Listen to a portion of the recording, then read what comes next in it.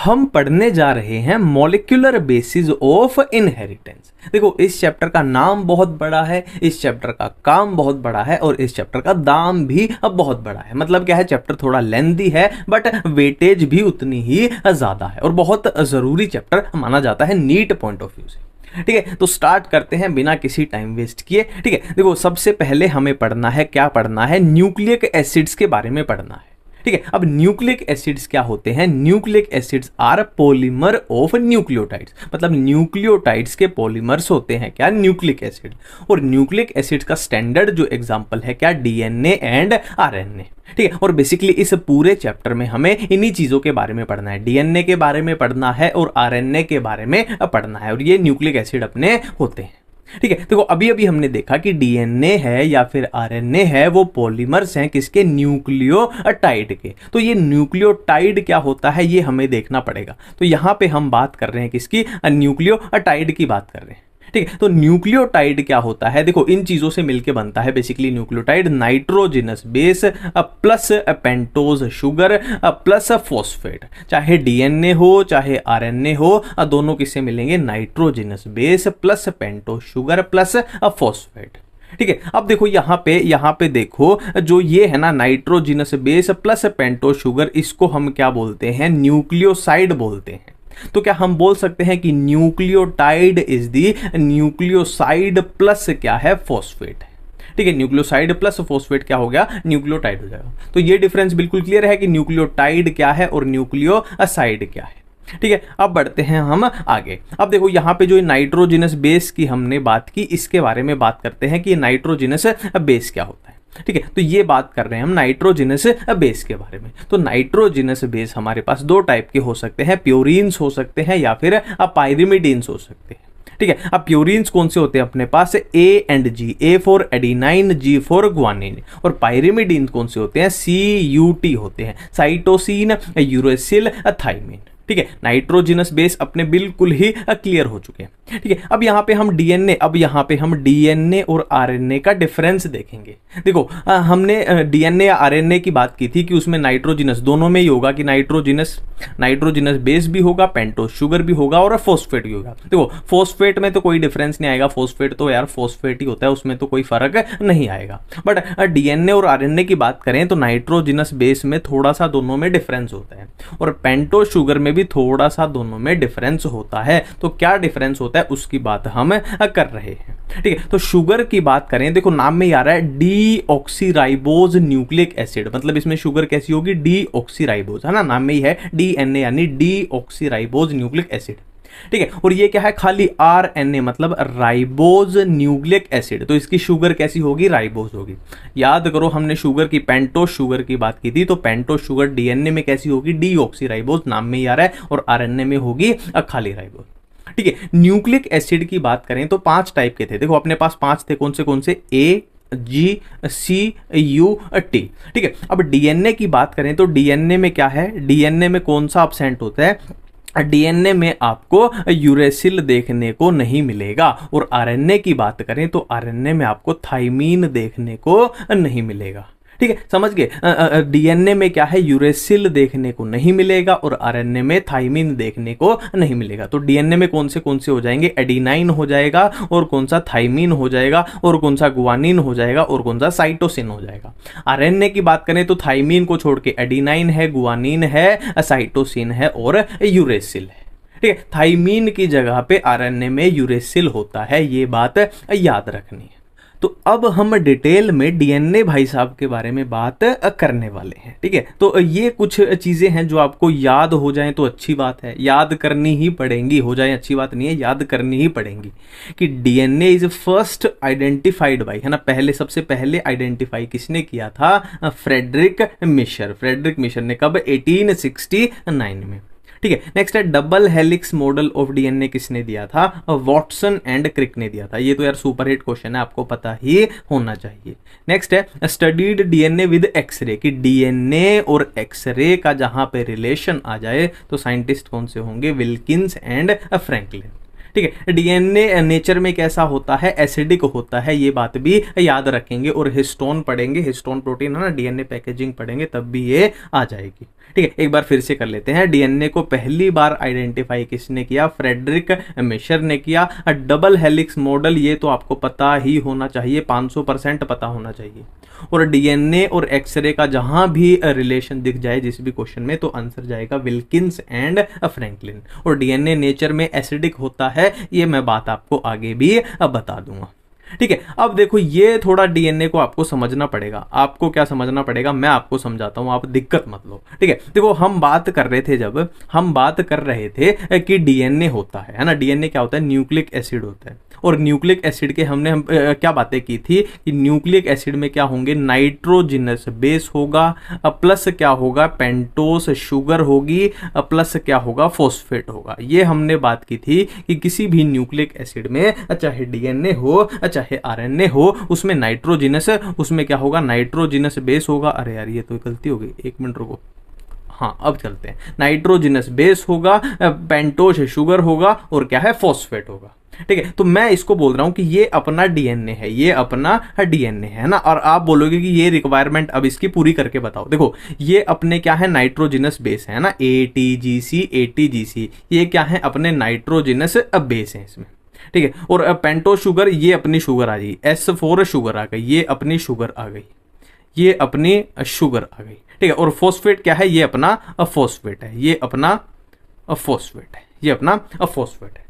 कुछ इस तरीके से अरेंजमेंट होती है ना, नाइट्रोजिनस बेस, और ये क्या है, अपनी शुगर है, और ये अपना फॉस्फेट है। ठीक है, अब यहाँ पे एक चीज यहीं पे आप ध्यान दो, मैं बाद में भी बता दूंगा, पर यहाँ पे भी ध्यान दो, जो ए और टी होते हैं ना, ए टी के बीच में डबल बॉन्ड होता है। डबल बॉन्ड भी कैसा, हाइड्रोजन बॉन्ड होता है। ये सारे हाइड्रोजन बॉन्ड है, ये सारे हाइड्रोजन बॉन्ड है। पर यहाँ पे ध्यान देने लायक बात क्या है, ए और टी के बीच में डबल बॉन्ड होता है। हाँ, 2 हाइड्रोजन बॉन्ड होते हैं, और जी और सी के बीच में 3 हाइड्रोजन बॉन्ड होते हैं। तो ये ध्यान देने लायक बात यहाँ पे है। ठीक है, ये ध्यान देने लायक बात है। ठीक है, अब हम बढ़ते हैं आगे, अब हम बढ़ते हैं आगे। ठीक है, ये थोड़ी स्ट्रक्चर देख लेते हैं, है ना। और ये ए और टी जो लिखा है, इसको हम यहाँ से वो क्या बोलते हैं वर्ड, नेस्नो नाबूत, क्या बोलते हैं, तेस्तो ताबूत, नेस्नो ताबूत, पता नहीं ऐसा कुछ। ठीक है, तो ये अपना कुछ डीएनए है ना, ये तो हमने छोटी सी यहां से मान लो छोटा सा स्ट्रिप काट के देख रहे थे, पर ये अपनी ऐसा सा कुछ दिखेगा। ठीक है, ऐसा सा कुछ दिखेगा। अरे अब यहाँ पे याद करने लायक बातें क्या है वो मैं आपको बताऊंगा। देखो ये क्या, देखो ये जो चीज है ना वो यहाँ पे ये एक है, ये जो चीज है वो यहाँ पे ये एक है, ये जो चीज है वो यहाँ पे एक है, ये जो चीज है वो यहाँ पे एक है। ठीक है, सिंपल सी बात है। ठीक है, अब ये 2 नाइट्रोजिनस बेस में देखो यहाँ पे जो ये डिफरेंस आ रहा है ना, ये कितना है, 3.4 एंगस्ट्रॉम का होता है। ये वाला 3.4 एंगस्ट्रॉम का होता है। ठीक है, अब देखो इस एक टर्न की बात करें कि देखो टर्न क्या है बेसिकली, कि जहां पे ये पोजीशन आ रही थी, नेक्स्ट वो इस डीएनए में कहां पे आ रही है, ये आ रही है। ठीक है, तो ये क्या हो गया, एक टर्न हो गया, ये डीएनए का 1 टर्न हो गया, ये 1 टर्न हो गया। ठीक है, और इस एक टर्न में कितने आ रहे हैं, ये वाले कितने आ रहे हैं, अपने 10 आ रहे हैं, ये 10 आ रहे हैं। तो 2 के बीच में डिफरेंस कितना था, 3.4, तो एक टर्न में कितने हो जाएंगे, 10 हो जाएंगे। तो मल्टीप्लाई होके ये पूरा एक टर्न का जो डिस्टेंस आ जाएगा पूरा, है ना, जो लेंथ आ जाएगी वो कितनी आ जाएगी, 34 एंगस्ट्रॉम आ जाएगी, जिसमें 10 बेस पेयर आ रहे हैं, 10 बेस पेयर आ रहे हैं ना, ऑटोमेटिकली मल्टीप्लाई हो गया। ठीक है, और एक यहाँ पे बात याद रखनी है कि ये जो है ना, एक तरीके से डायमीटर बोल लो, ये जो है ये कितनी पाई जाएगी, लेंथ 20 एंगस्ट्रॉम पाई जाएगी। ठीक है, 3.4 एंगस्ट्रॉम है, ये 10 से मल्टीप्लाई होकर ऑटोमेटिकली बन जाएगा। कुछ भी याद नहीं किया, बस ये 20 याद रख लेना कि ये जो डायमीटर है ये 20 एंगस्ट्रॉम होता है। ठीक है, अब नेक्स्ट बात करते हैं। ये वही बात है मैंने जो आपको बताई थी कि भाई ए और टी के बीच में डबल बॉन्ड, 2 हाइड्रोजन बॉन्ड होते हैं, और जी और सी के बीच में 3 हाइड्रोजन बॉन्ड होते हैं। ठीक है, नेक्स्ट बात करेंगे शर्गाफ्स रूल के बारे में, बहुत इंपॉर्टेंट है, इसे नीट में पहले क्वेश्चन भी आया है। ठीक है, कि डीएनए में क्या होता है, जो प्योरीन्स होते हैं ना वो पायरिमिडीन के बराबर होते हैं, अगर काउंट करके चलें। प्योरीन क्या थे, ए और जी थे, पायरिमिडीन क्या थे, T, C and U. But U क्या है, हम डीएनए पढ़ रहे हैं तो यूरेसिल तो यहाँ पे होगा नहीं, है ना। तो क्या बोल रहा है कि प्योरीन्स की संख्या पायरिमिडीन्स के बराबर होती है, लगभग बराबर होती है ना, A + G = T + C हो गया। ठीक है। नेक्स्ट है डीनेचुरेशन ऑफ डीएनए। देखो डीनेचर क्या होता है बेसिकली, किसी भी, चाहे प्रोटीन की बात कर रहे हो चाहे किसी भी चीज़ की बात कर रहे हो, कि हमने क्या दिया, बहुत सारा टेम्परेचर दिया, बहुत सारी गर्मी दी, तो जो भी चीज़ें हैं वो टूट जाएंगी। ठीक है। अब डीएनए में टूटने लायक यहाँ पे क्या है, तो सिंपल सी बात है, जब हम डीएनए को बहुत सारी गर्मी देंगे तो ये दो स्ट्रैंड्स आपस में जो जुड़ी हुई हैं ये यहाँ से टूट जाएंगी। बेसिकली क्या है, जो ये हाइड्रोजन बॉन्ड है ये यहाँ से टूट जाएंगे और स्ट्रैंड्स जो हैं वो अलग अलग हो जाएंगी। ठीक है। If DNA placed at high temperature double strand will separate, है ना, वो सेपरेट, समझ गए आप सारी कहानी मेरे ख्याल से। ठीक है। नेक्स्ट हम डीएनए पैकेजिंग की तरफ जा रहे हैं। देखो हमने बात की थी डीएनए कैसा होता है, नेगेटिवली चार्ज्ड होता है, और हिस्टोन कैसा होता है, हिस्टोन प्रोटीन पॉजिटिवली चार्ज होता है। अब यहां से जो अपने को बात पता चल रही है कि ये negatively charge, histone positively charge, तो नेगेटिव और पॉजिटिव में क्या होगी, अट्रैक्शन होगी, मतलब एक दूसरे से ये चिपक जाएंगे तो हाँ क्या है, इनकी पैकेजिंग बहुत अच्छी हो सकती है ना। डीएनए देखो, डीएनए मान लो ऐसे है, बहुत ही बड़ा है, ऐसे उलझा पड़ा हुआ है, मतलब इतना बड़ा होता है वो सेल में घुस ही नहीं पाएगा, है ना। छोटी सी देखो क्या होता है, सेल होती है, सेल के अंदर भी न्यूक्लियस होता है, न्यूक्लियस के अंदर बहुत सारा डीएनए है। अब उसको पैकेजिंग उसकी करनी बहुत जरूरी है, नहीं तो वो अस्त व्यस्त हो जाएगा, पैकेजिंग उसकी नहीं हो पाएगी। तो उसकी पैकेजिंग कौन करवाता है, हिस्टोन प्रोटीन करवाते हैं, कि जिससे इतना सारा डीएनए इस छोटे से न्यूक्लियस में घुस पाता है और मैनेज हो पाता है।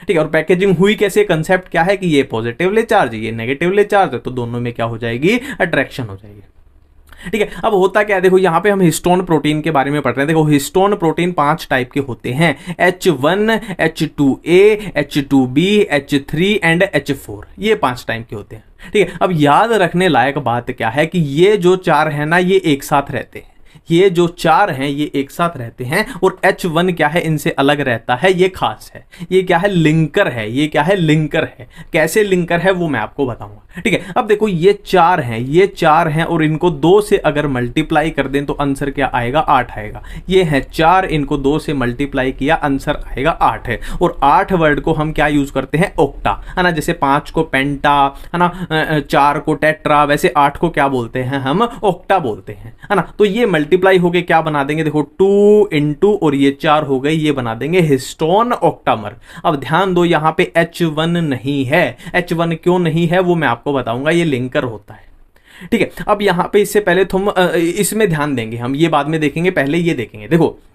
ये जो हमारा हिस्टोन ऑक्टामर था, जो इन्होंने चारों ने बनाया था, तो ये तो है ये वाला, ये अपना जो हरे हरे कलर का ये गोला ये हरे कलर का जो ये गोला दिख रहा है, ये अपना हिस्टोन ऑक्टामर है। ठीक है। और ये क्या है, अपना डीएनए है। थोड़ा सा कलर चेंज कर लेते हैं, नहीं तो फील नहीं आएगी, रेड कलर ले लेते हैं। ठीक है। तो ये अपना क्या है, ये अपना डीएनए है। देखो अब वही कंसेप्ट है कि डीएनए कैसा है, नेगेटिवली चार्ज है ना। और ये हिस्टोन कैसा है, हिस्टोन कैसा है, अपना पॉजिटिवली चार्ज है। तो एक तरीके से अट्रैक्शन हो रही है यहाँ पे। ठीक है। तो ये डीएनए इसके तरफ ऐसे पैकेजिंग है। ठीक है। और डीएनए को देखो लिंकर, हम बार बार कर रहे थे कि H1 क्या है, अपना लिंकर है, तो उसने देखो डीएनए को कैसे लिंक किया हुआ है ना, एक तरीके से जोड़ के ही रखता है। ये हिस्टोन ऑक्टामर जहां पे अपने ये वाले आ गए, ये वाले आ गए, और H1 कहां आया, ये अपना H1 हो गया, और डीएनए ये पैक है।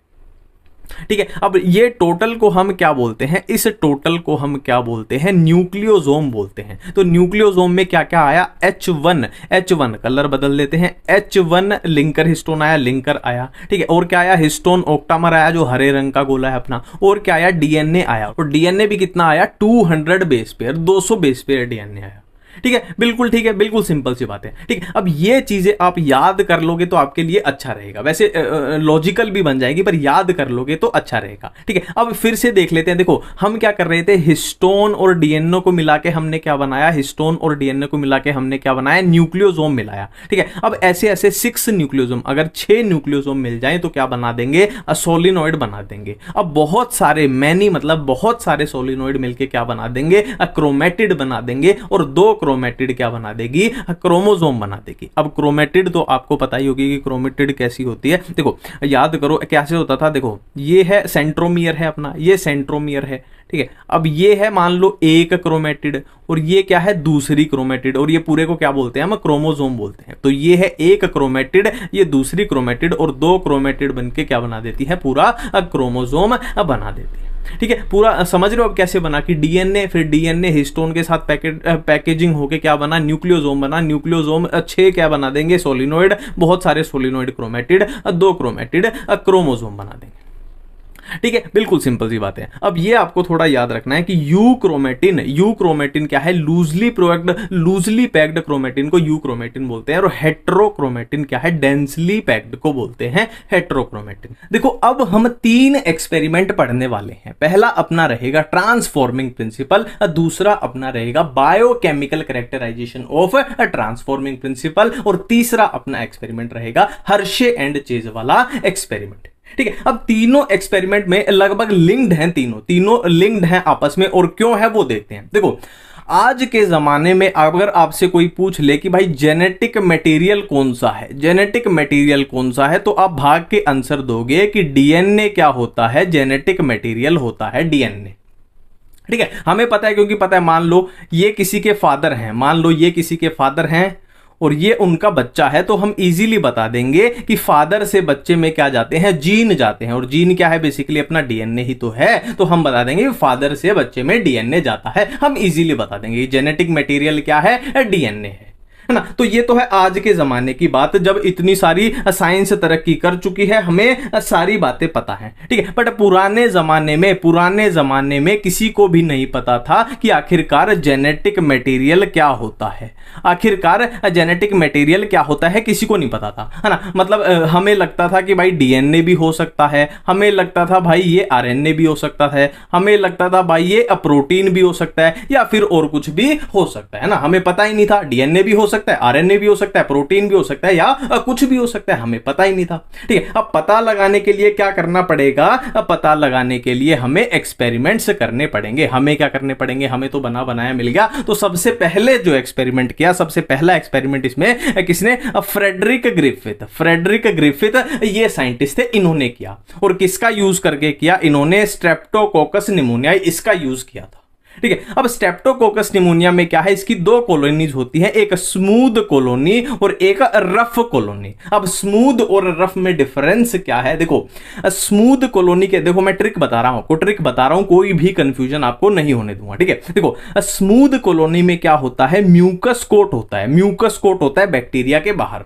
ठीक है, और रफ कॉलोनी में म्यूकस कोट अब्सेंट होता है। ठीक है, इसमें म्यूकस कोट है बाहर, तो याद रख लेना कोट बाहर है, मतलब वो एक तरीके से कैप्सूल बन गया है ना। कोट है, C4 कोट है, C4 कैप्सूल है। स्मूथ कॉलोनी में C4 कोट है, C4 कैप्सूल है, और इसमें कोट ही नहीं है तो कैप्सूल भी नहीं है, नॉन कैप्सुलेटेड है।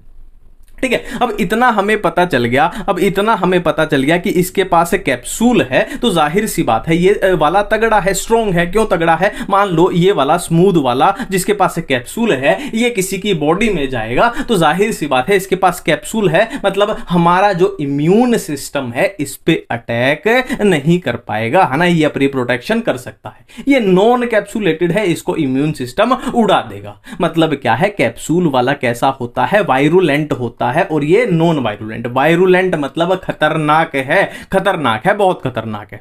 ठीक है, तो इतना कंक्लूजन हमें मिल गया कि स्मूथ कॉलोनी क्या है, वायरुलेंट है, खतरनाक है। रफ कॉलोनी क्या है, नॉन वायरुलेंट है, खतरनाक नहीं है।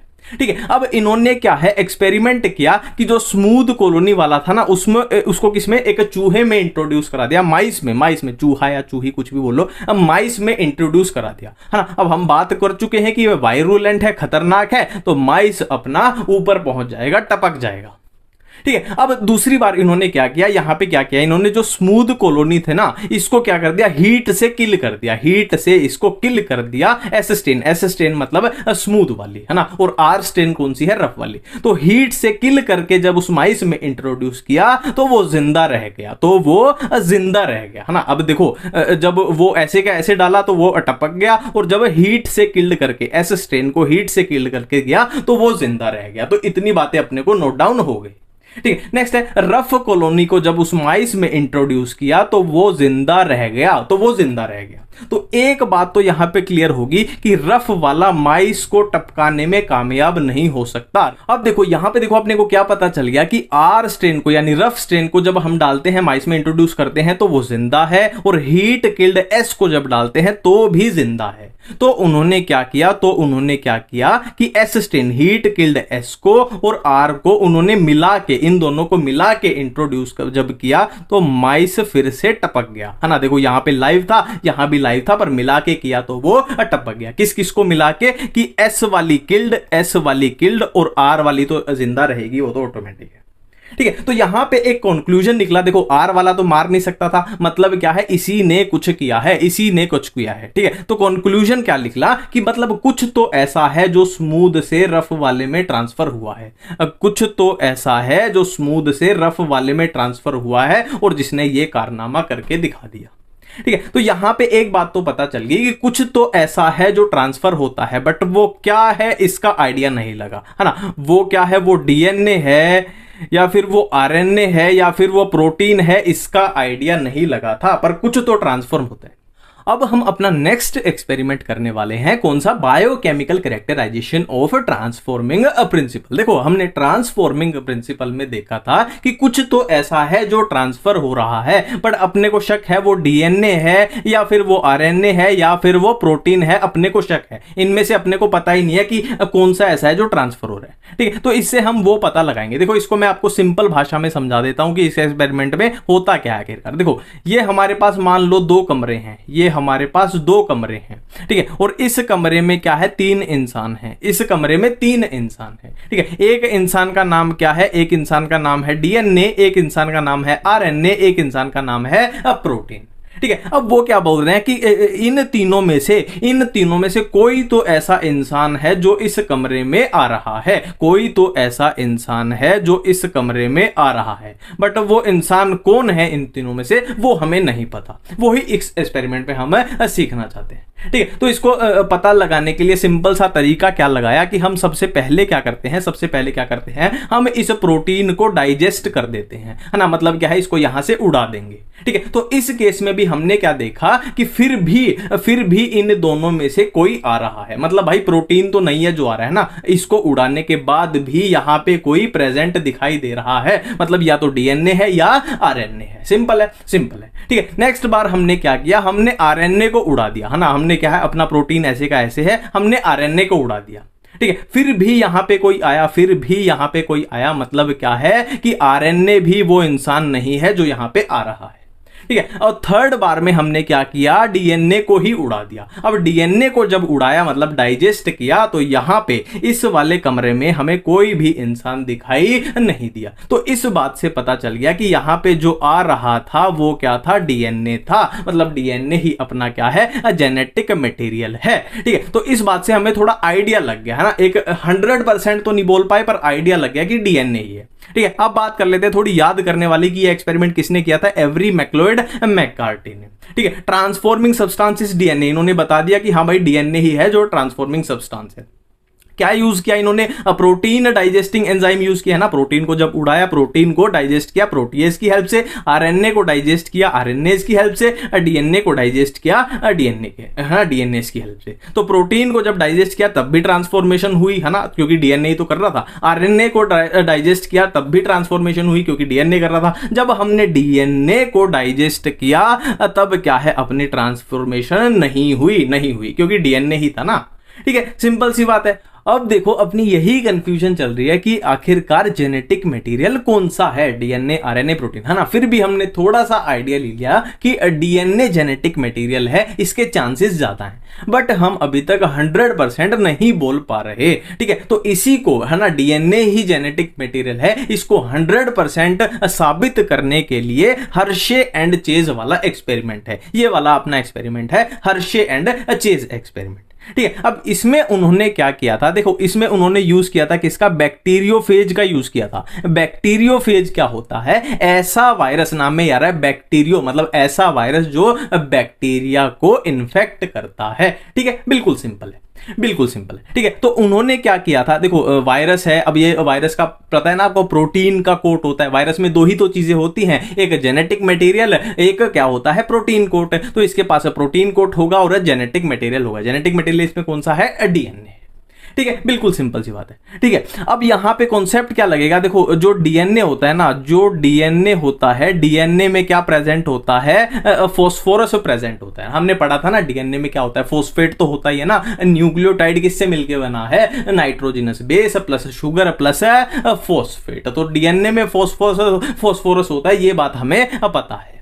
और दूसरी साइड बात करें प्रोटीन की, दूसरी साइड बात करें प्रोटीन की, तो प्रोटीन में सल्फर होता है, प्रोटीन में सल्फर होता है। तो यही चीज हम यहां पे यूज करेंगे, ठीक है। तो हमने क्या किया, रेडियो एक्टिव, एक बार में हम क्या करेंगे, रेडियो एक्टिव सल्फर का यूज किया, उस पर फोकस करेंगे। एक बार में हम क्या करेंगे, रेडियो एक्टिव फॉस्फोरस का यूज किया, उसका यूज करेंगे, है ना। देखो फॉस्फोरस किस में होता है, डीएनए में होता है। सल्फर किस में होता है, प्रोटीन में होता है, ठीक है। अब रेडियो एक्टिव क्यों यूज किया, क्योंकि नॉर्मल अगर यूज करते तो हमें पता ही नहीं चलता। रेडियो एक्टिव तो एक तरीके से पहचान करने के लिए ना, हमें पहचान करने में आसानी हो जाए, ठीक है। बिल्कुल सिंपल है, बिल्कुल सिंपल नहीं है, सिंपल है, ठीक है।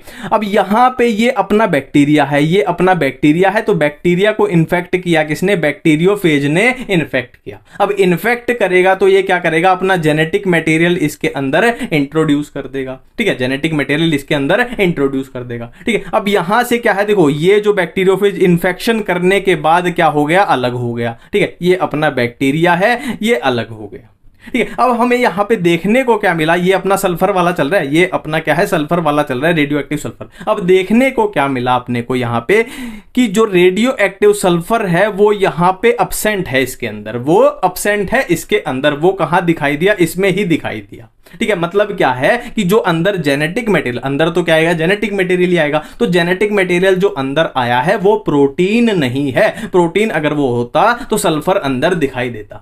सेम इसमें है, इन्फेक्शन कराया और अंदर ये है जेनेटिक मटेरियल आया, और यहां देखने को अपने को क्या मिला कि अंदर जो है रेडियो एक्टिव फॉस्फोरस प्रेजेंट है ना। यहां पे था ना, इसमें से वो गायब है। क्यों है रेडियो एक्टिव फॉस्फोरस अंदर, क्योंकि जो ट्रांसफॉर्मेशन हुई है वो किसकी हुई है, डीएनए की हुई है, जो ट्रांसफर हुआ है। तो इससे बिल्कुल 100% है ना, क्या लिखा हुआ है एनसीईआरटी में line, unequivocal proof that DNA is a genetic material, ठीक है। बिल्कुल सिंपल है। अब बढ़ते हैं आगे। अब हम पढ़ना चाहते हैं सेमी कंजर्वेटिव डीएनए रेप्लिकेशन। ये सिंपल भाषा में क्या बोलता है कि जब डीएनए की रेप्लिकेशन हो रही है तो आधा कंजर्व हो रहा है। देखो सेमी मतलब क्या होता है, आधा।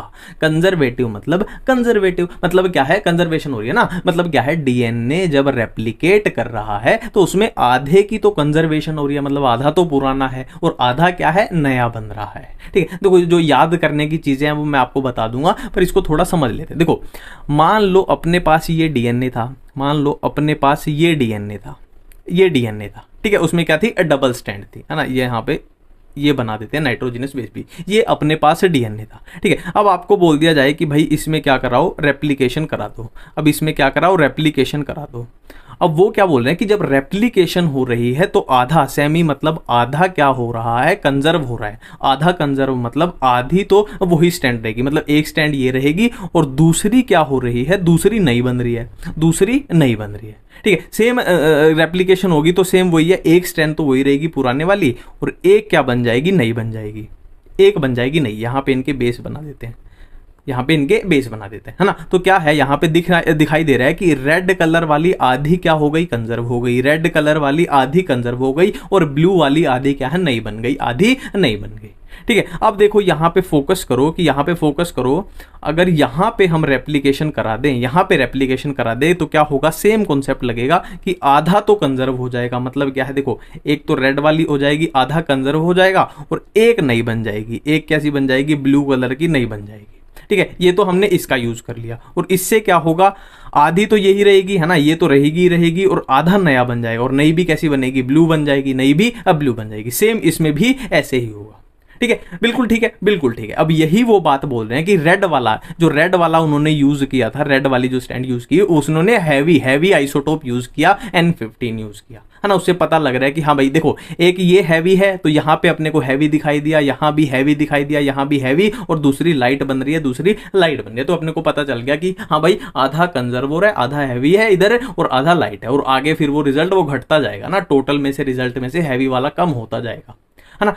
सिंपल सी बात है, ठीक है। अब इसमें बताता हूं आपको याद क्या करना है आपको। तो याद ये करना है कि एक्सपेरिमेंट इसमें किसने किए थे, मेसेल्सन एंड स्टाहल ने किए थे। किसमें, ई कोलाई में। मेसेल्सन एंड स्टाहल ने किए थे ई कोलाई में किए थे। और टेलर साइंटिस्ट ने किसमें, विसिया फाबिया में। एनसीईआरटी में लिखे हुए हैं मेसेल्सन स्टाहल, यार ये नाम पे ही मैंने वो लिख दिया, ये थोड़ा मिटा देते हैं, ठीक है। तो मेसेल्सन एंड स्टाहल ने किसमें, ई कोलाई में, टेलर ने विसिया फाबिया में, ठीक है। और एक मेसेल्सन एंड स्टाहल वाला ही है इसमें मेन जो एक्सपेरिमेंट है, उन्होंने आइसोटोप हैवी आइसोटोप यूज किया था, N15। एक तो N15 याद रखना है, हैवी आइसोटोप, और क्या याद रखना है, ई कोलाई याद रखना है, और क्या याद रखना है, ये वाला, है ना, ये वाला आपको NH4Cl वाला याद रखना है। सेंट्रीफ्यूगेशन किसमें, सीजियम क्लोराइड में, ये याद रखना है।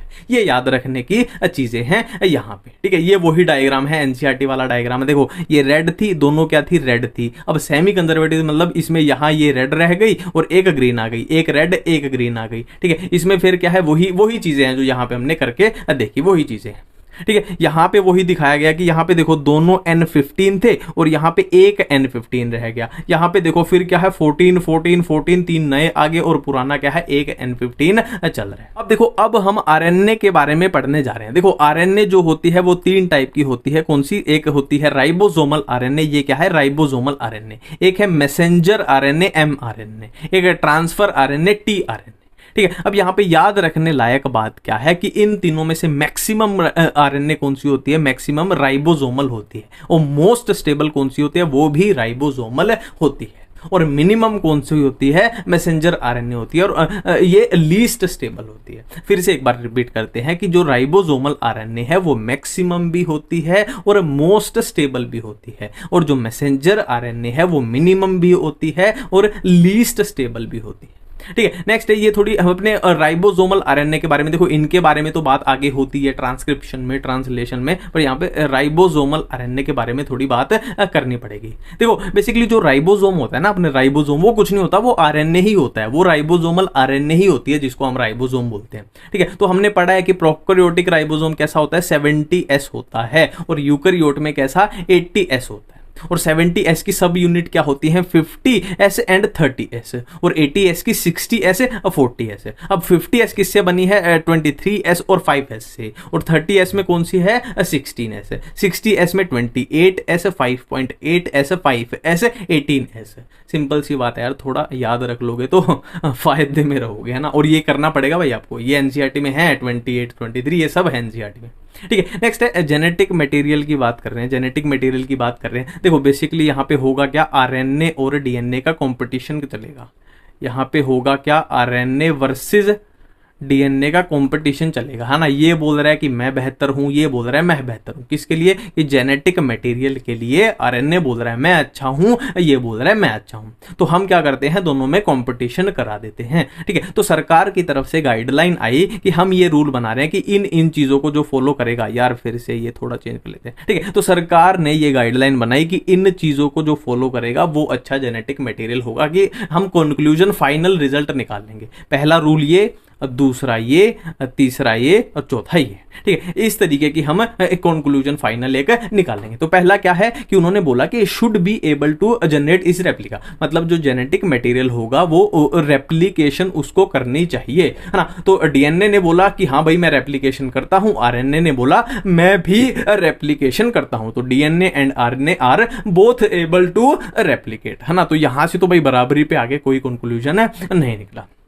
ठीक है। फिर नेक्स्ट गाइडलाइन क्या आ गई कि भाई जेनेटिक मटेरियल होने के लिए केमिकली एंड स्ट्रक्चरली स्टेबल होना चाहिए, है ना। क्या है, स्टेबल होना चाहिए, है ना। तो डीएनए इस बारी में जीत गया। डीएनए ने बोला कि मैं ज्यादा स्टेबल हूं, DNA is more stable then RNA. और इसका रीजन क्या है, इसका रीजन क्या है, आप याद करो, डीएनए में क्या होता है, थाइमिन होता है, यूरेसिल नहीं होता। तो आरएनए में यूरेसिल होता है तो उसको अनस्टेबल ज्यादा बना देता है, ठीक है। नेक्स्ट है म्यूटेशन होनी चाहिए, should show scope for slow changes mutation that are required for evolution. ठीक है, तो आरएनए में डीएनए के कंपैरिजन में ज्यादा म्यूटेशन होती है। ठीक है, अब यहाँ पे कंफ्यूजन है कि इस बात को अच्छा माने कि बुरा माने, है ना। अब ज्यादा बहुत ज्यादा म्यूटेशन होती है तो आप खुद ही सोच लो क्या हाल हो जाएगा, है ना, कि कुछ थोड़ा सा हुआ और एक्सप्रेशन कुछ भी एक्सप्रेस हुआ एनवायरमेंट में या कुछ भी और म्यूटेशन हो गई और काम खत्म हो गया।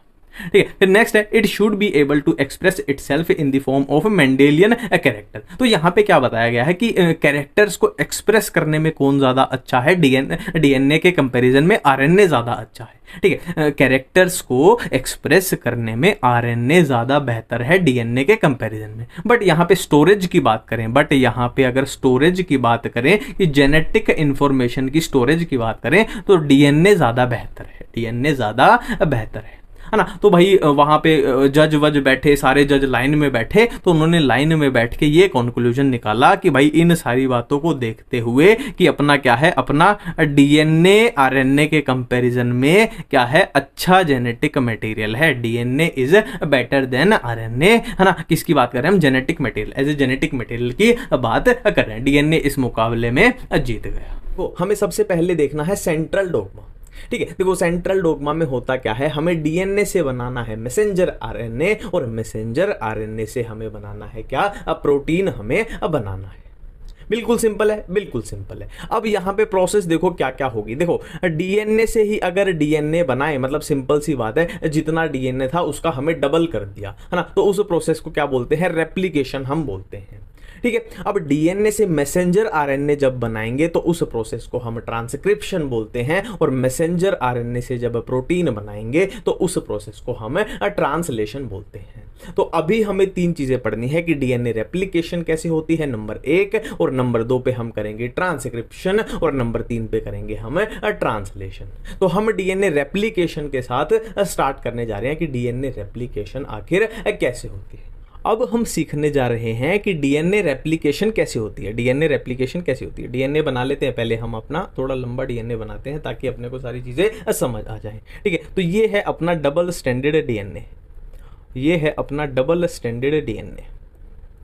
ठीक है, अब इसमें पोलैरिटी बना लेते हैं। मान लो ये अपनी थी 5' और ये है 3', तो ये 5' है तो ये हो जाएगी 3' और ये हो जाएगी 5'।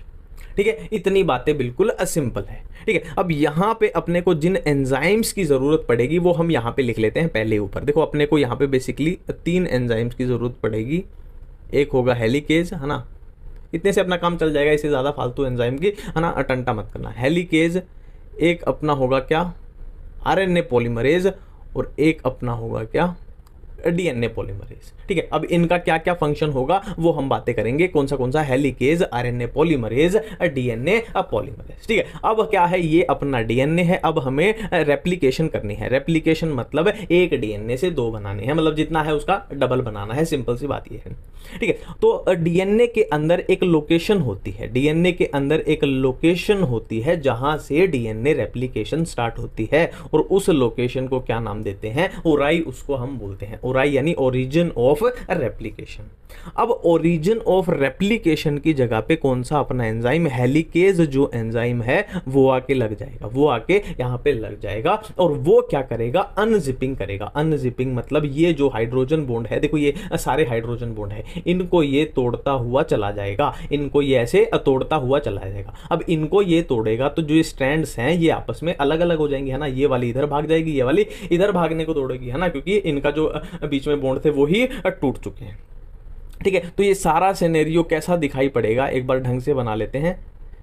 इन बॉन्ड्स के टूटने के बाद यहाँ पे अपने को कुछ कैसा दिखाई देगा कि ये वाली स्ट्रैंड इधर चली गई है और ये वाली इधर चली गई है, और ये क्या है, अपनी 3' एंड है, और ये क्या है, अपनी 5' एंड है। ठीक है, अब होना क्या है, जो नया डीएनए बनना है वो यहाँ पे बनना है, और इसमें यहाँ पे बनना है। और हमें पता है डीएनए की सिंथेसिस कहाँ से कहाँ होती है, हमेशा 5' टू 3' होती है, ये डीएनए की सिंथेसिस हमेशा रहेगी, है ना। अब यहाँ पे 5' क्या बनेगा, देखो यहाँ पे तो दूसरी स्ट्रैंड, अगर यहाँ पे एक मैं बना के दिखा देता हूँ आपको, यहाँ पे अगर ऐसे नई स्ट्रैंड बनती है, ऐसे नई स्ट्रैंड जब बनेगी तो यहाँ पे उसका आएगा 3 डैश एंड, है ना, क्योंकि यहाँ पे 5 डैश है और यहाँ पे आएगा 5 डैश। और यहाँ पे नई स्ट्रैंड अगर बनेगी तो यहाँ आएगा उसका 5 डैश, यहाँ आएगा 3 डैश। मतलब एक कंक्लूजन यहाँ से निकल गया कि यहाँ पे जो डीएनए की सिंथेसिस होगी वो इस डायरेक्शन में होगी, मतलब जो नई वाली स्टैंड बनेगी, और यहाँ पे जो नई स्टैंड बनेगी वो इस डायरेक्शन में बनेगी। डायरेक्शन भी अपने को पता लग गई, है ना। अब डायरेक्शन पता लग गई और इसको हम थोड़ा साफ कर देते हैं, इसको दोबारा करेंगे। क्यों करेंगे वो अपना देखना है, क्योंकि है ना अपने ये तो खाली बैठे हैं आरएनए पॉलीमरेज, डीएनए पॉलीमरेज हमने तो बना भी दी, तो इनका यूज भी अपने को समझना है। ठीक है, तो यहाँ तक हम अब पहुँच चुके हैं, बिल्कुल सिंपल सी बात है। अब एक बार लोकेशन मार्क कर ले, देखो इसमें इस डायरेक्शन में होनी है, तो यहाँ से क्या होनी है, डीएनए की सिंथेसिस अपनी स्टार्ट होनी है ना, यहाँ से डीएनए नया बनना स्टार्ट होना है। और यहाँ पे मान लो यहाँ से स्टार्ट होना है ना, ऐसे ऐसे जाएगा। हाँ, तो आरएनए पॉलीमरेज क्या करेगा, आरएनए पॉलीमरेज क्या करेगा, आरएनए प्राइमर बना देगा ना। ये मान लो अपना आरएनए प्राइमर है, ये मान लो अपना आरएनए प्राइमर है। आरएनए प्राइमर क्या करेगा, बेसिकली डीएनए के बनने को इनिशिएट करेगा, है ना। तो डीएनए पॉलीमरेज और आरएनए प्राइमर का गहरा रिश्ता है। तो डीएनए पॉलीमरेज आरएनए प्राइमर की सहायता से नया डीएनए, है ना, डीएनए पॉलीमरेज मतलब जो डीएनए बनाएगा, नया डीएनए बनाता चला जाएगा। डीएनए पॉलीमरेज आरएनए प्राइमर की हेल्प से नया डीएनए बनाता चला जाएगा। ठीक है, अब यहाँ पे डीएनए कैसे बनेगा, मान लो ये अपना बन गया, और यहाँ पे कैसे बनेगा, ये अपना बन गया, और उनके बीच के बॉन्ड हम बना देते हैं। पोलैरिटी की बात करें तो ये बनेगी 5 डैश, ये बनेगी 3 डैश। तो इतनी कहानी ठीक है, इतनी कहानी बिल्कुल ठीक है। अब यहाँ पे एक ट्विस्ट है। अब ये हेलिकेज जो एंजाइम है, ये हेलिकेज जो एंजाइम है, ये यहाँ पे रुकने वाला नहीं है। ये बोल रहा है कि मेरा काम है तोड़ना फोड़ना, तो मैं यहाँ नहीं रुकूंगा। ये यहाँ तक पहुँच गया तोड़ते फोड़ते, ठीक है। अब तोड़ते फोड़ते यहाँ तक पहुँच गया तो सिंपल सी बात है, देखो यार रबड़ कहाँ गई, रबड़ गुम हो जाती है, ठीक है। तो ये इसको तोड़ते तोड़ते यहाँ तक पहुंच गया, यहां तक अपना क्या पहुंच चुका है, हेलिकेज एंजाइम अपना अनजिपिंग करते हुए यहां तक पहुंच चुके हैं। अब ये कैसी दिखाई पड़ेंगी भाई, ये स्टैंड कैसी दिखाई पड़ेंगी, देखो ये तो नई कौन सी बनी थी, यहाँ पे ये वाली बनी थी, तो ये अपनी पुरानी थी और ये अपनी पुरानी थी, ठीक है। अब यहाँ भी चीजें बननी है, अब यहाँ भी तो नया डीएनए बना है ना। सेम प्रोसेस जो यहाँ हमने की वो सेम यहाँ होनी है ना। आरएनए पॉलीमरेज क्या है, आरएनए प्राइमर बनाएगा, आरएनए प्राइमर डीएनए पॉलीमरेज बनाएगा। अब फिर से एक बार डायरेक्शन चेक कर लेते हैं, फिर से डायरेक्शन चेक कर लेते हैं। देखो यहाँ पे तो इस डायरेक्शन में बनेगा, इस डायरेक्शन में बनेगा, और यहाँ पे इस डायरेक्शन में बनेगा, ठीक है। अब यहाँ पे एक लॉजिकल बात देखो, यहाँ पे ये हेलिकेज जब आगे बढ़ता जाएगा तो ये वाली स्ट्रैंड जो है, ये वाली स्ट्रैंड जो है हेलिकेज का पीछा करते करते करते करते करते कंटिन्यू बनती जा रही है, कंटिन्यू बनती जा रही है ना। तो ये आगे निकल जाएगी, ज़्यादा लग जाएगी, ज़्यादा, इसीलिए इसको बोलते हैं लीडिंग स्ट्रैंड, इसीलिए इसको बोलते हैं लीडिंग स्टैंड, है ना, ज्यादा साथ साथ बन रही है। जबकि इसकी बात करें तो देखो ये बन रही थी इस डायरेक्शन में, तो ये इतनी बनी बेचारी, हेलिकेज आगे पहुंच गया, मतलब ये खाली रह गया, फिर से दूसरा सेगमेंट यहाँ नया बनाना पड़ेगा, फिर हेलिकेज आगे निकलेगा, फिर अलग सेगमेंट बनाना पड़ेगा। मतलब ये क्या है, फ्रेगमेंट्स में बन रही है, और उन फ्रेगमेंट्स को हम बोलते हैं ओकाजाकी फ्रेगमेंट, उन फ्रेगमेंट्स को हम बोलते हैं ओकाजाकी फ्रेगमेंट, ठीक है। सिंपल सी बात है। अब बहुत सारे देखो, मान लो ये एक बन गया ओकाजाकी, ये एक बन गया ओकाजाकी, बाद में उनको जोड़ दिया जाएगा, और जोड़ने वाला जो एंजाइम है ना, अपनी बायोलॉजी में फेविकोल किसको बोलते हैं, लाइगेज को बोलते हैं। ओकाजाकी फ्रेगमेंट्स को लाइगेज की हेल्प से जोड़ दिया जाएगा, तो ये ना अपना नई स्टैंड बन जाएगी। अपने पास क्या थी, है ना, डबल स्टैंडर्ड था, और ये नई नई बनती चली गई, इसी को बोलते हैं हम डीएनए रेप्लिकेशन। तो हम डिटेल में देख चुके हैं कि डीएनए रेप्लिकेशन अपनी कैसे होती है। अब हम देखने जा रहे हैं कि ट्रांसक्रिप्शन में क्या होता है, ट्रांसक्रिप्शन में क्या होता है, ठीक है। तो हमें पहले देखना पड़ेगा ट्रांसक्रिप्शन यूनिट क्या होती है। देखो ट्रांसक्रिप्शन यूनिट में क्या क्या होता है, प्रमोटर होता है, स्ट्रक्चरल जीन होता है, और टर्मिनेटर होता है, ठीक है। अब नाम से ही बिल्कुल क्लियर हो रहा है, प्रमोटर मतलब जहां पे अपनी ट्रांसक्रिप्शन स्टार्ट होगी, और टर्मिनेटर मतलब देखो टर्मिनेट होना मतलब बंद हो जाना, मतलब जहां पे अपनी ट्रांसक्रिप्शन अब बंद हो जाएगी, यहां से स्टार्ट होगी, यहां से बंद हो जाएगी, और बीच में काम कौन सा आएगा, अपना स्ट्रक्चरल जीन अपना काम में आने वाला है, ठीक है। ये स्टार्ट करेगा, ये बंद करेगा, और मेन जो काम आएगा, मेन जहां पे काम होगा वो होगा अपना स्ट्रक्चरल जीन। अगर डायग्राम की बात करें तो एनसीईआरटी में कुछ ऐसा डायग्राम आपको दिखाई देगा। देखो ये जो अपना है ना, ये यहां से यहां तक, ये क्या है, अपना स्ट्रक्चरल जीन है, ये क्या है, अपना स्ट्रक्चरल जीन है, ठीक है। और ये क्या है, अपना प्रमोटर है, ये क्या है, अपना प्रमोटर है, और ये क्या है, अपना टर्मिनेटर है, और पूरी क्या है, अपनी ट्रांसक्रिप्शन यूनिट है। सिंपल सी बात है। मतलब क्या है, ट्रांसक्रिप्शन यहां से स्टार्ट होगी और ऐसे चलेगी और टर्मिनेटर पे आके टर्मिनेट हो जाएगी, यानी खत्म हो जाएगी। और ट्रांसक्रिप्शन के रिजल्ट से हम क्या बना लेंगे, मैसेंजर आरएनए बना लेंगे, है ना। डीएनए से हम क्या बना लेंगे, मैसेंजर आरएनए बना लेंगे ट्रांसक्रिप्शन से। ठीक है, बिल्कुल ठीक है। अब स्ट्रक्चरल जीन पे ध्यान देते हैं। देखो यहां पे आपको क्या दिखाई देगा, एक टेम्पलेट स्ट्रैंड दिखाई देगी, और टेम्पलेट स्ट्रैंड अपनी कौन सी वाली है, ये वाली है। ठीक है, ये वाली है। और ये अपनी कोडिंग स्ट्रैंड है, ये वाली। ठीक है, बिल्कुल सिंपल है, बिल्कुल सिंपल है। अब देखो यहां पे एक चीज ध्यान दो, अपने को बनाना क्या है, मैसेंजर आरएनए अपने को बनानी है, मैसेंजर आरएनए। तो जो मैसेंजर आरएनए बनेगी, वो यहां पे ऐसे बनेगी, वो यहां पे, है ना, इसके कॉम्प्लीमेंट्री, जो टेम्पलेट स्ट्रैंड है अपनी, इसके कॉम्प्लीमेंट्री बनेगी, इसके कॉम्प्लीमेंट्री। ठीक है, बिल्कुल सिंपल सी बात है, बिल्कुल सिंपल सी बात है। अब देखो ये वही है, टेम्पलेट वाली अपनी जो है एंटीसेंस जो है, हैज पोलैरिटी 3' to 5', और दूसरी है कोडिंग स्टैंड, ये वाली अपनी कोडिंग स्टैंड है। अब यहाँ पे एक बात को समझो कि अपने को जो प्रोडक्ट चाहिए ना, जो अपने को प्रोडक्ट चाहिए वो इसके जैसा चाहिए, इसीलिए हम इसको कोडिंग स्टैंड बोले ना, एक कोड करेगी, इसके जैसा प्रोडक्ट चाहिए। तो इसके जैसा प्रोडक्ट इससे तो अपने को नहीं मिलेगा, है ना। तो हम क्या करते हैं, देखो इसके कॉम्प्लीमेंट्री बना लेते हैं, इसके कॉम्प्लीमेंट्री बना लेते हैं, जो ठीक कैसी बन जाएगी, ऐसी बन जाएगी। इसीलिए इसको कोडिंग बोला जाता है, इसको नॉन कोडिंग बोला जाता है।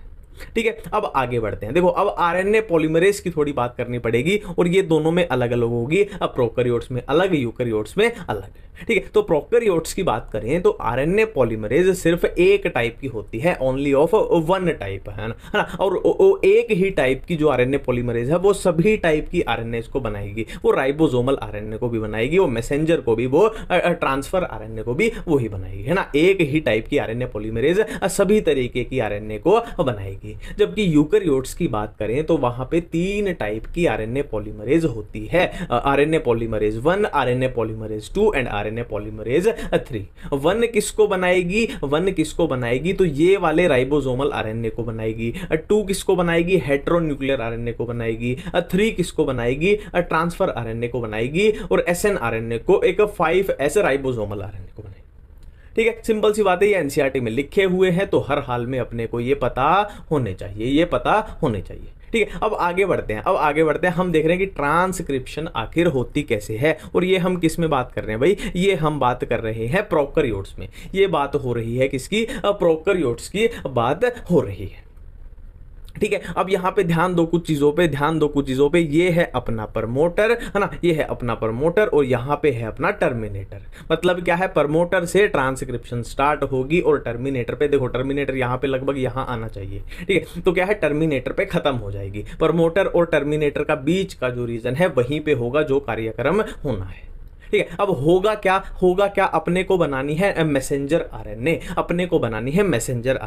तो सिंपल सी बात है। देखो मैसेंजर आरएनए अगर अपने को बनानी है, और कैसे बनानी है, कुछ ऐसे बनेगी ना, उसकी कॉम्प्लीमेंट्री। देखो हमने ये देखा था कि इसकी कॉम्प्लीमेंट्री बनेगी, तो इसकी कॉम्प्लीमेंट्री यहां बनाने के लिए, देखो ये पूरा डीएनए थे ना, ये डबल स्टैंड डीएनए था, तो अपने को इतना तो थोड़ा बहुत तोड़ना पड़ेगा, क्योंकि उसके अब बीच में बनेगी। ठीक है, अब होता क्या, वो देखो प्रमोटर रीजन को कौन रिकॉग्नाइज करता है, सिग्मा फैक्टर रिकॉग्नाइज करता है। प्रमोटर रीजन को सिग्मा फैक्टर रिकॉग्नाइज कर देगा। अब ठीक है, अब सिग्मा फैक्टर की हेल्प से ही प्रमोटर साइट पे कौन जुड़ जाएगा, आरएनए पॉलीमरेज जुड़ जाएगा। देखो अपने को बनानी क्या है, आरएनए ही तो बनानी है, मैसेंजर आरएनए। तो मैसेंजर आरएनए कौन बनाएगा, आरएनए पॉलीमरेज ही तो बनवाएगा। तो प्रमोटर रीजन पे आरएनए पॉलीमरेज बाइंड कर जाता है, किसकी हेल्प से, सिग्मा फैक्टर की हेल्प से। ठीक है, अब आरएनए पॉलीमरेज मतलब वो आरएनए को बनवा देगा। देखो ये आरएनए उसने बनवा दी, आरएनए पॉलीमरेज ने बनवा दी।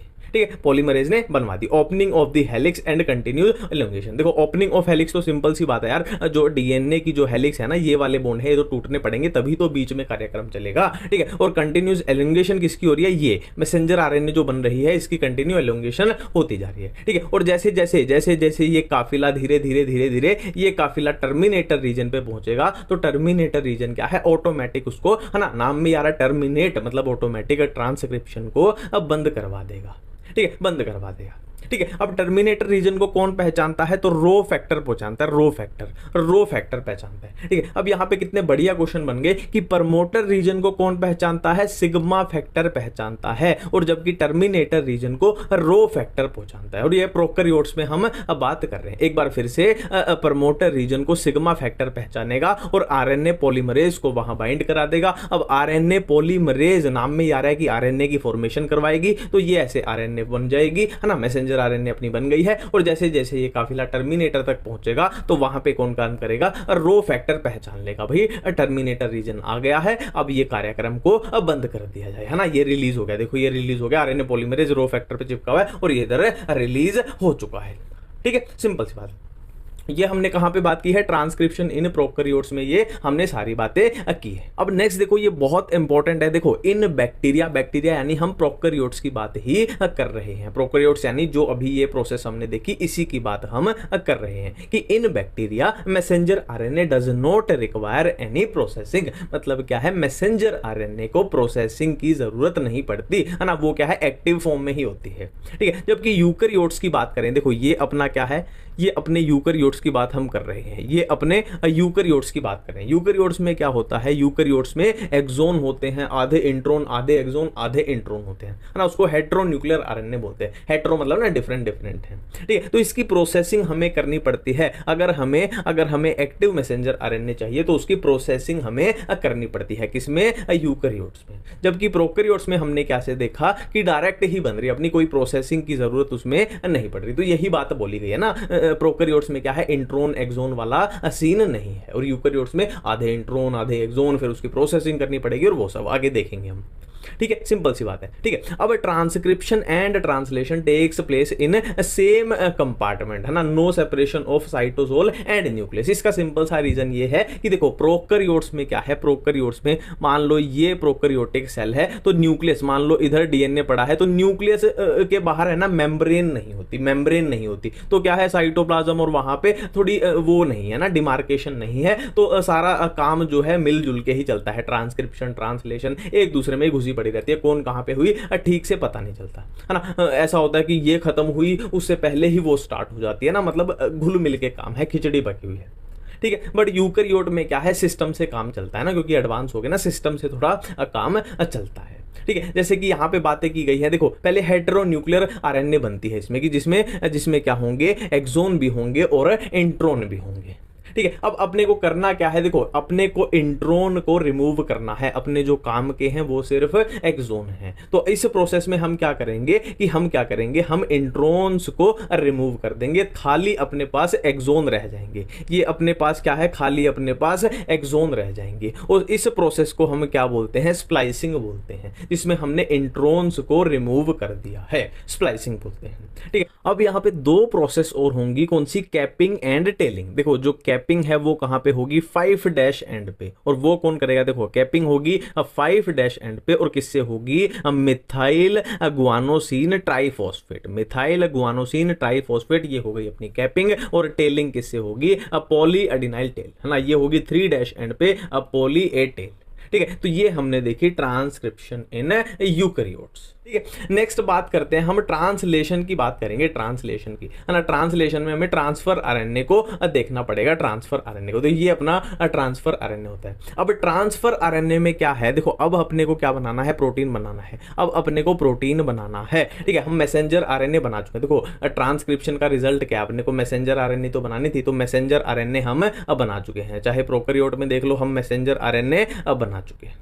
ठीक है। अब देखो इस मैसेंजर आरएनए का, ये अपनी मैसेंजर आरएनए आ गई, ये अपनी मैसेंजर आरएनए आ गई, जिसपे ये कोडोन है, है ना, ट्रिपलेट होते हैं। ठीक है। अब ठीक इन कोडोन के एंटी जो है ना, जो इनसे बाइंड करेंगे वो क्या होंगे, एंटी कोडोन होंगे। वो क्या होंगे, देखो ये है कोडोन, और इससे बाइंड जो होंगे वो होंगे एंटी कोडोन। तो कोडोन कहां पे होंगे, इस मैसेंजर आरएनए पे, और एंटी कोडोन कहां पे होंगे, इस ट्रांसफर आरएनए पे।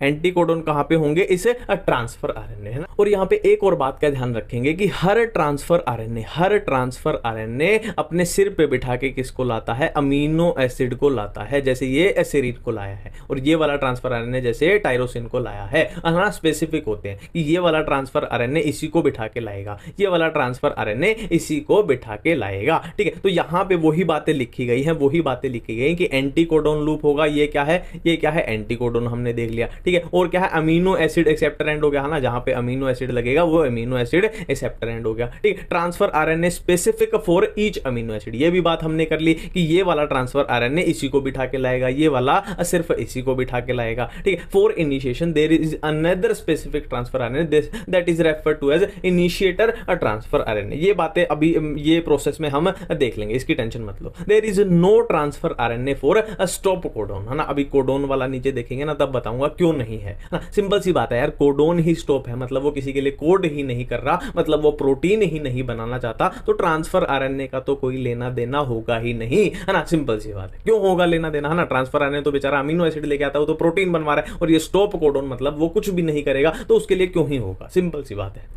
ठीक है। और यहां पे दो चीजें याद रखनी है आपको कि secondary structure of transfer RNA कैसी होती है, क्लोवर लीफ होती है, ये आपको याद रखना है। एक इन्वर्टेड एल आपको याद रखना है, क्लोवर लीफ इन्वर्टेड एल जहां भी आ जाए मतलब ट्रांसफर आरएनए से रिलेटेड है, याद रखनी है चीजें, ठीक है। अब देखते हैं कि ये प्रोटीन कैसे बन रहा है, ठीक है। देखो ये ट्रांसफर आरएनए ये वाला है ना, जो ये वाला है ये पुराना है, अभी इस पे ध्यान मत दो, आप नए वाले पे ध्यान दो। नए वाले पे देखो, ये ट्रांसफर आरएनए मान लो इधर से आया, और किसको लेके आया, मैंने बोला था ये अपने सिर पे अमीनो एसिड को बिठा के लाता है, ठीक है। तो ये इस अमीनो एसिड को बिठा के लाया, तो यहाँ पे क्या होगा, देखो ये इसके क्या थे, एंटीकोडोन थे, ये दूसरे वाले के एंटीकोडोन है, और ये अपनी मैसेंजर आरएनए है जिसके ये कोडोन है ना, ये यहाँ पे ऐसे बाइंड कर गया, ठीक है। अब क्या होगा, ये जो पहले से चेन अमीनो एसिड की बनती आ रही है, ये चेन यहाँ पे बाइंड हो जाएगी, है ना, ये चेन बाइंड हो जाएगी, ये चेन और लंबी हो जाएगी, ठीक है। अब क्या है, ये यहाँ से उड़ जाएगा, है ना, ये वाला ट्रांसफर आरएनए यहाँ से उड़ जाएगा। अब ये यहाँ से उड़ जाएगा तो क्या होगा, यहाँ से ये वाला नया आके यहाँ लग जाएगा, है ना। और जो चेन यहाँ पे मान लो, यहाँ पे वो चेन इतनी लंबी हो जाएगी, फिर है ना, इतनी लंबी हो जाएगी ना, इससे ये चेन इस पे आ जाएगी। अब ये चेन इसको नेक्स्ट वाले को ट्रांसफर कर देगा ना, ये यहाँ पे लग जाएगा,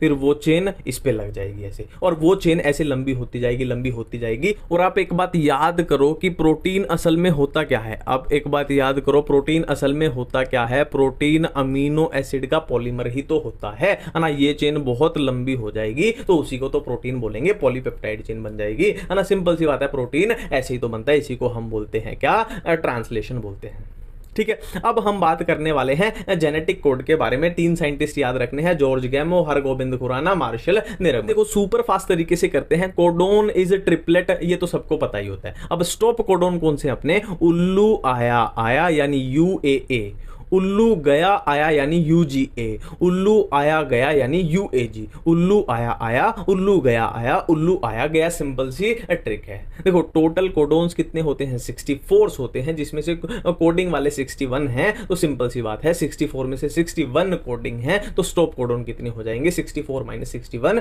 3 हो जाएंगे, 3 हो जाएंगे अपने स्टॉप कोडोन। कौन से हैं, ये वाले हैं, हम ऑलरेडी कर चुके हैं। Codon is read in messenger RNA continuous fashion. देखो सिंपल सी बात है, देखो ये मैसेंजर आरएनए थी, ऐसे कोडोन देखो लाइन में थे पूरे, कोई भी कोमा कोई भी पंक्चुएशन नहीं थी, और इनको ऐसे लाइन में ही पढ़ा जाता है ना, डायरेक्ट लाइन में थे। देयर इज नो पंक्चुएशन,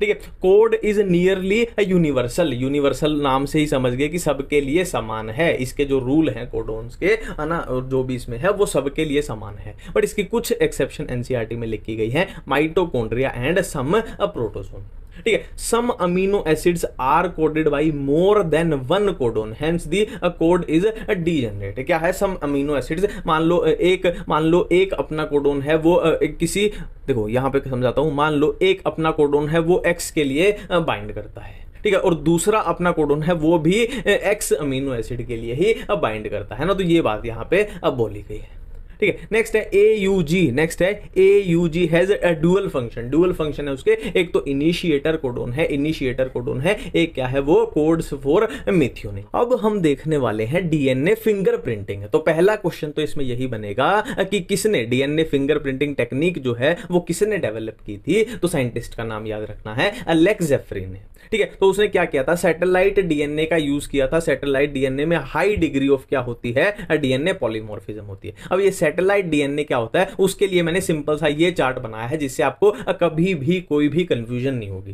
देखो अपना डीएनए जो है ना, डीएनए उसमें दो पार्ट होते हैं, एक तो होता है बल्क डीएनए, बल्क नाम से ही पता लग रहा है, जो मेन डीएनए है यानी 99.9% होता है, और एक होता है अपना सैटेलाइट डीएनए जो सिर्फ और सिर्फ 0.1% होता है। अब बल्क डीएनए कोडिंग डीएनए होता है जो अपने प्रोटीन बनाने में काम आता है, और ये नॉन कोडिंग प्रोटीन होता है। ठीक है, अब यहां पे खास बात क्या है कि ये 99.9% जो है ना, जो बल्क डीएनए है, ये ऑलमोस्ट सब में सेम होता है, ऑलमोस्ट सब में ये सेम होता है। ठीक है, जो फर्क होता है ना, फर्क इंडिविजुअल में, हर इंडिविजुअल में जो फर्क होता है वो कहां होता है, वो सैटेलाइट डीएनए में होता है, फर्क होता है। ठीक है, अब सैटेलाइट डीएनए में भी दो पार्ट है अपने, एक तो मिनी या फिर उसको बोल देंगे VNTR यानी variable number of tandem repeat, दूसरा हो जाएगा माइक्रो या फिर उसको बोल देंगे STR यानी शॉर्ट टेंडम रिपीट, है ना। VNTR क्या है, variable number of tandem repeat, STR क्या है, शॉर्ट टेंडम रिपीट। ठीक है, अब नाम से ही पता लग रहा है, देखो नाम से ही पता लग रहा है, माइक्रो मतलब ये बहुत ही छोटा है, 1 से 8 बेस पेयर। मिनी क्या है, छोटा है, 10 से 60 बेस पेयर है, बट ये माइक्रो मतलब और भी माइक्रो हो गया, और भी छोटा है। ठीक है, बिल्कुल ठीक है। डीएनए बल्क होता है जो कि 99.9% है, और सैटेलाइट है 0.1% है ना। सैटेलाइट को आप ये बोल के चलो यही है अपना VNTR ही सैटेलाइट अपना। ठीक है, सिंपल सी बात है। और हम कर चुके हैं कि सैटेलाइट डीएनए में हाई डिग्री ऑफ पॉलीमॉर्फिज्म पाई जाती है ना। मतलब देखो बेसिकली ये है कि जो पहचान होगी ना हर इंडिविजुअल की, वो ये है पहचान, वो ये अपना VNTR ही मान के चलो, सैटेलाइट डीएनए बोल लो या फिर, है ना, कि ये हर एक में डिफरेंट होता है। तो यही वही बताया गया कि भाई कोई क्राइम सीन से अगर अपने को मिले सैंपल मिले, मान लो ये सैंपल अपने को क्राइम सीन से मिला, ठीक है, अब अपने को A पे शक है और B पे शक है। अब देखो बल्क डीएनए तो सबका सेम होगा, बल्क डीएनए तो ऑलमोस्ट सबका सेम होता है, इससे तो पता नहीं चलेगा। तो हम इसमें देख लेते हैं कि कहां पे क्या सिमिलरिटी आ रही है ना। तो इनमें से अपने को मैच करा के देख लिया, देखो इसमें है ना, इसमें देखो सेम जगह पे आ रहा है, सेम जगह पे, सेम जगह पे, सेम जगह पे, सेम जगह पे, सेम जगह पे। देखो इसके साथ मैच ये नहीं खा रहा, इसके साथ मैच नहीं खा रहा, इसके साथ मैच नहीं खा रहा। तो अपना क्रिमिनल कौन है, इसके साथ क्या मैच हो रहा है, C के साथ B मैच हो रहा है। ठीक है, और ये दो इंसानों का सेम नहीं हो सकता, नहीं हो सकता। इसीलिए ना बोलते हैं कि आना समझ गए आप कहाँ पे यूज होगा, है ना, CID VID वो सब, है ना। नेक्स्ट है अपना ह्यूमन जीनोम प्रोजेक्ट। देखो इसमें याद करने की चीजें ज्यादा है, समझने का कुछ नहीं है। कब लॉन्च हुआ था, 1990 में, 13 ईयर प्रोजेक्ट, है ना। और ये यूएस कौन सी country, US UK Japan China Germany France, और ये सब याद करने की चीजें हैं। ये थोड़ा ध्यान रख लेना, मेथोडोलॉजीज कौन सी यूज हुई थी इसमें, एक्सप्रेस्ड सीक्वेंस टैग, देखो ये डायरेक्ट NCERT में लिखा हुआ, कौन सी, expressed sequence tag and sequence annotation. और ये देखो होस्ट अगर बैक्टीरिया यूज करेंगे तो वेक्टर कौन सा हो जाएगा, बैक्टीरियल आर्टिफिशियल क्रोमोसोम। होस्ट अगर यीस्ट यूज करेंगे तो वेक्टर कौन सा हो जाएगा, यीस्ट आर्टिफिशियल क्रोमोसोम, है ना, BAC YAC। ठीक है, सिंपल है। अब फिर से वही है यार, ये चीजें आपको याद ही करनी पड़ेंगी, ये चीजें आपको हर हाल में याद करनी पड़ेंगी। ये NCERT में लिखी गई है और इसमें समझने का कुछ नहीं है भाई, समझने का कुछ नहीं है ना। मोस्ट जीन, सबसे ज्यादा मोस्ट जीन, सबसे ज्यादा जीन किसके पास होते हैं, क्रोमोसोम 1। फ्यूएस्ट, सबसे कम किसके पास होते हैं, क्रोमोसोम Y, है ना। मोर देन 50% जीन का फंक्शन अननोन है। Less than 2% of genome code for proteins, है ना। और ये क्या है, 99.9% nucleotides are same in all people. ये हमने की थी ना बल्क डीएनए, वो होता है बल्क डीएनए, 99.9% सेम होता है। टोटल नंबर ऑफ जीन कितने होते हैं, 30,000 के पास। लार्जेस्ट ह्यूमन जीन कौन सा है, डिस्ट्रोफिन है, जिसमें 2.4 मिलियन बेसिस हैं। एवरेज जीन में कितने बेस होते हैं, 3000 बेस होते हैं। ह्यूमन जीनोम में कितने न्यूक्लियोटाइड बेसिस हैं, इतने मिलियन। 1.4 मिलियन SNPs फाउंड हुए हैं। तो ये सब क्या है, याद करने की चीजें, आपको याद ही करनी पड़ेगी, इसका कोई इलाज नहीं है ना। और इसमें तो भाई ट्रिक भी नहीं लगा सकते, इसमें क्या ट्रिक बनाए, और ट्रिक मान लो इधर उधर से बना भी दी तो वो याद नहीं रहेगी, है ना। उल्टा ट्रिक और याद करनी पड़ेगी, उल्टा डबल मुश्किल बढ़ जाएगी। तो ये याद ही आपको रखना पड़ेगा और एनसीईआरटी में है तो हर हाल में करना ही पड़ेगा। अब हम पढ़ने वाले हैं लैक ऑपेरोन, ठीक है। तो लैक ऑपेरोन में सबसे पहला question negative type of regulation. देखो डायरेक्ट क्वेश्चन आएगा कि लैक ऑपेरोन में पॉजिटिव टाइप थी या नेगेटिव टाइप थी, तो कंफ्यूजन हो जाएगी। तो याद रखना है लैक ऑपेरोन में नेगेटिव टाइप ऑफ रेगुलेशन थी।